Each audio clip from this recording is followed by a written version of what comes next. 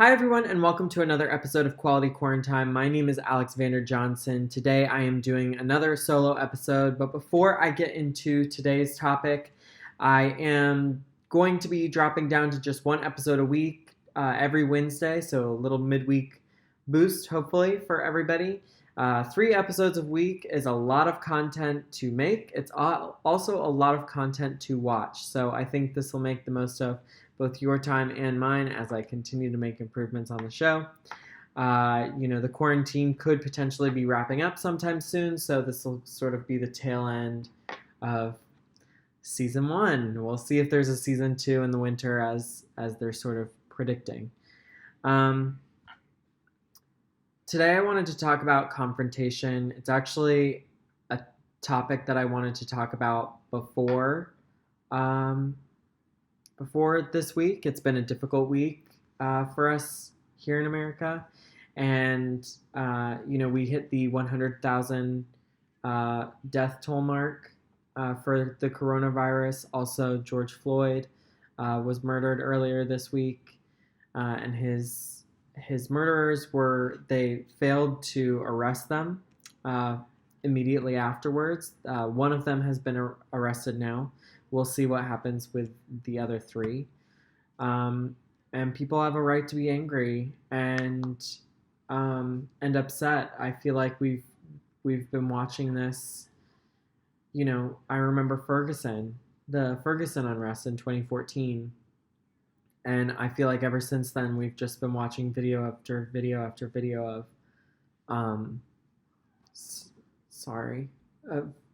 I feel like we've been watching video after video of Black people being murdered, and I don't have a right to cry. I feel a lot that I just haven't done enough, and every time something like this happens, we write a post and we and you just scroll and you just read and read and read, and then we move on to the next news story, and I just don't want to move on from this. I want to make sure that we're actually having the difficult conversations that we need to be having. And listen, confrontation is difficult. Like, even if you're talking to your neighbor about keeping the noise down, or if you're talking to a family member about a long, deep-seated issue that you guys have had as siblings for all your life, or an issue you have with your dad, or your best friend forgot to call you on your birthday or something, or just hasn't called you in a week and you're upset and you don't know how to talk about it, or won't text you back, or whatnot. It's hard. It's hard to talk to people about uncomfortable subjects that aren't about joy or going out and having fun. And I started to think about, why is confrontation so difficult? And yeah, part of it is because we're dealing with these sort of uncomfortable feelings. Being angry is uncomfortable. I was raised in the South, where it's about, sort of being sweet and nice and positive, and all of that. And so anger is not something that I've always been comfortable in expressing, even when it's not about racism. Some of the other things I was thinking about is that there are a lot of fears that come with confrontation, even in just the structure of the confrontation. Am I going to say the right thing? Am I going to get my points across effectively? Am I going to push them am I going to say it so badly that I push them in the other direction and they believe their own opinion even more? Or, am I going to offend the very people who I am trying to support? And am I going to say something ignorant or just out of touch and from a place of privilege where I just have a total blind spot and I don't even realize that I'm being ignorant, So there's that. And then there's also, will I lose this relationship? Is am I going to lose respect for the person that I'm talking to? Once they say that ugly, horrible thing that I think that they think, but once they say it out loud, am I going to be able to love them still? You know, uh, am I going to be able to look past that, or am I just always going to look at them for having, if they say an ugly thought out loud, and then vice versa? What if I bring this up? If I bring this conflict up, are they going to no longer view me positively? Is it going to, you know, end the relationship if they think, oh, well, Alex doesn't think I'm a good person, so I'm going to cut him out of my life? I think a lot of the fear is if I bring up this conflict, I'm bringing it into the relationship, I'm making it real. And the fact is that the conflict is real. You're just you're just pointing out that it's there. And I think that for myself, this message, many of these messages, these videos that I do, when it's just me, it's a message that I need to hear. And for me, I need to reshift my thinking about confrontation. When you confront somebody, it means that you care about them. It means that you think that they are capable of change. It means that you are willing to have a tough conversation and get through conflict together. Anybody can be friends with somebody who's positive, and it's all about, it's having fun and going out and doing that sort of thing. That's the easy part of relationships. The tough part of relationships is having difficult conversations, getting through conflict together. And so I think that many of us, to dismantle our own fears around confrontation, I think we need to say, look, this is because I care about this person. This is because I want this person to be a better person. I don't want this person to, go out and say, why are these people protesting? Or have them call the cops on a barbecue, or have them, go out and become a cop and murder somebody. I want to stop them from that. That's how racism is hurting them as well. And I'm not particularly aware of all the people in my life who have certain racist ideologies. I don't even know all of my racist ideologies. I mean, I know that back in 2014, after the Ferguson unrest, is when I really started paying attention and reading articles about white fragility and white guilt, and sort of learning how to be a better advocate. And videos like this are scary because it's like, is there something I'm overlooking? Is there something that I'm not saying correctly?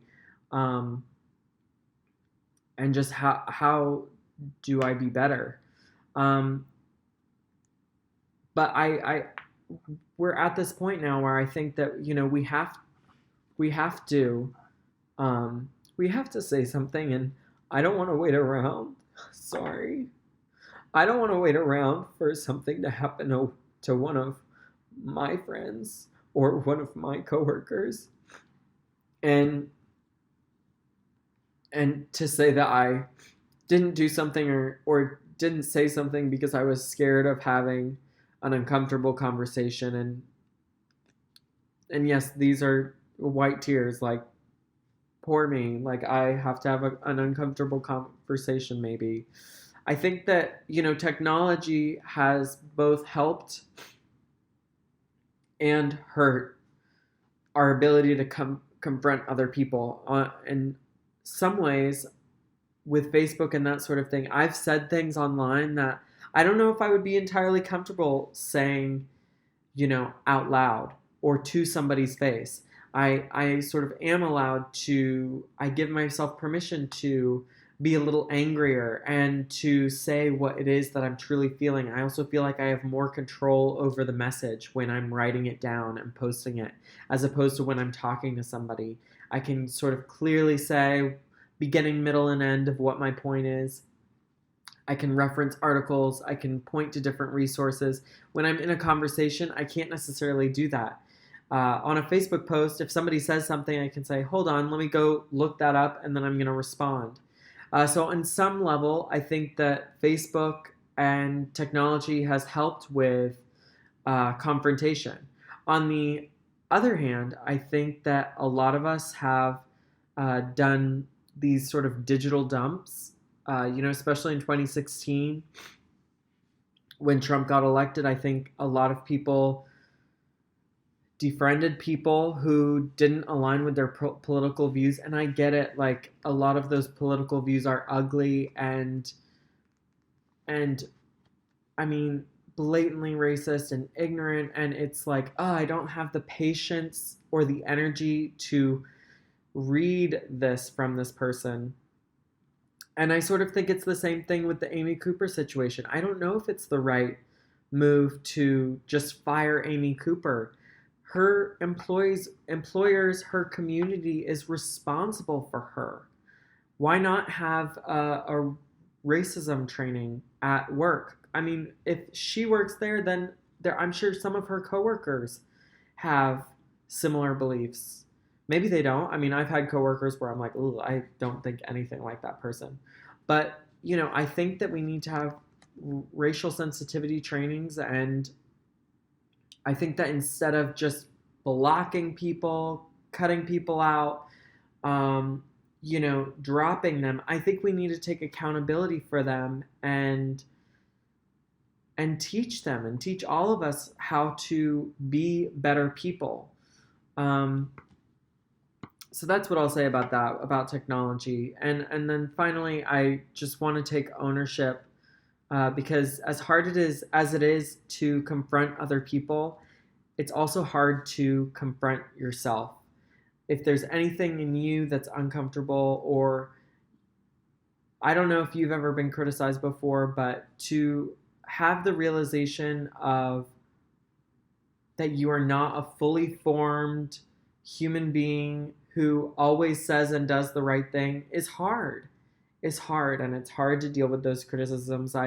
You know, I wrote in my 20s, I used to have a blog called Gay Boy Guide, and I would write things from my perspective, and a lot of times I was wrong.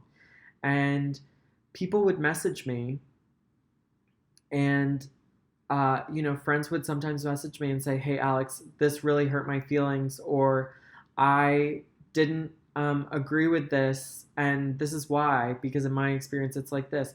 If somebody confronts you about something, and this is something I've learned now, I haven't always known this, but if somebody confronts you about something, it's because they care about you.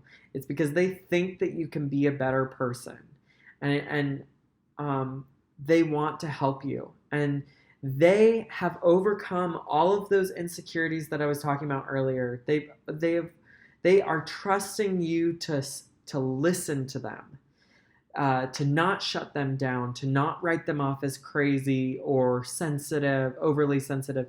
They are trusting you that you will sit and have a conversation with them about their experience. I think the ownership piece of this is hard for a lot of people, and I think it's harder than people may realize. I in my personal timeline, I don't have a ton of people think. I mean, I feel lucky, but also, where's the opportunity to change people? There's not a ton of people on my timeline who are saying, "Why are they protesting? Why are they rioting? Why are they looting? Or can't they be peaceful?" Or nope, like I haven't seen very much of that. And if you are, what an opportunity to change somebody's mind.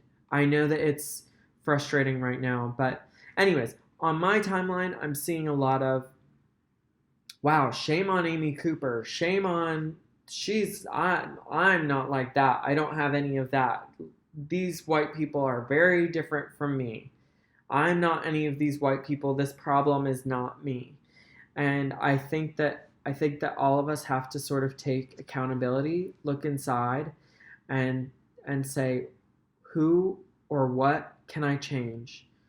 Who in my circle Whose mind can I change? A lot of times when we think of confronting people who are racist, we think of going up to a KKK member, and that's just not how most racism manifests. Like, there's that great graphic that's come out that's shown there's explicit racism where it's like very obviously racism, but then the majority of racism is sort of these latent ways that we talk about and think about race.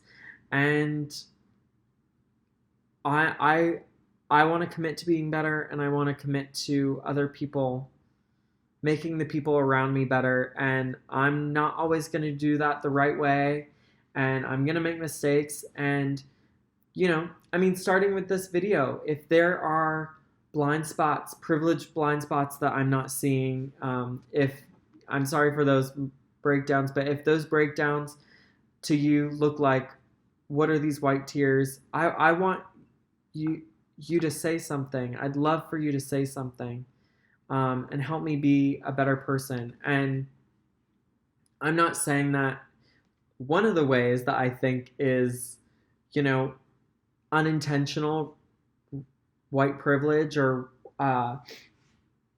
white fragility is, wow, or not wow, but like, Black people, help me understand, help me, please educate me, tell me what I should do. And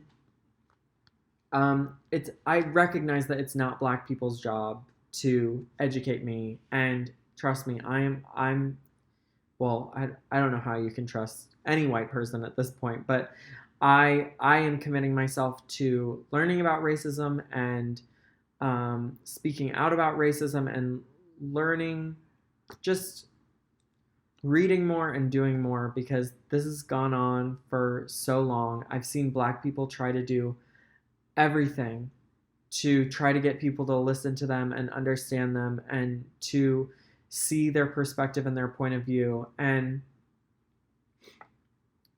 I've learned a lot in the past 6 years, and I haven't always been right. I haven't always done the right thing, and I have made mistakes. I have, for sure. But I promise to keep learning, and I know that if you reach out with a criticism of this video or of anything, I know that it's from a place that you care about me and I care about you. And I care about being a better advocate, and I hope we all can be better advocates. I'm tired of people resigning themselves to things are never going to change, and without actually doing anything.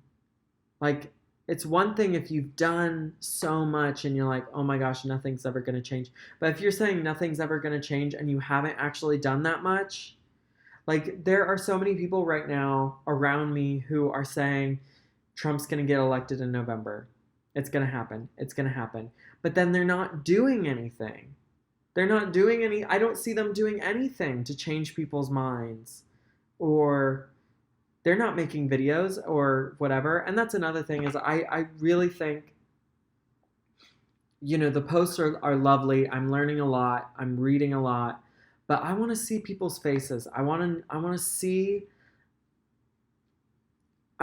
people's emotion. I don't want to just read about it. We have to just make the world better. We just have to make it better. Especially for people of color. This is ridiculous. It's ridiculous to see such a blatant display of racial inequality. I mean, to see people protesting, having to wear face masks and storming state capitals with AK-47s, and then on the flip side, like, to see this militarization out of nowhere. I mean, where do these armies of police come from? Once Black people start protesting something, I mean, it's crazy. And yeah, that's the message. Confrontation, confrontation, confrontation. It's about making each other better. It's not it's not, for me, this message is to me. It's not antagonistic. It's not, or it doesn't have to be antagonistic. It doesn't have to be a fight. Sometimes it is. But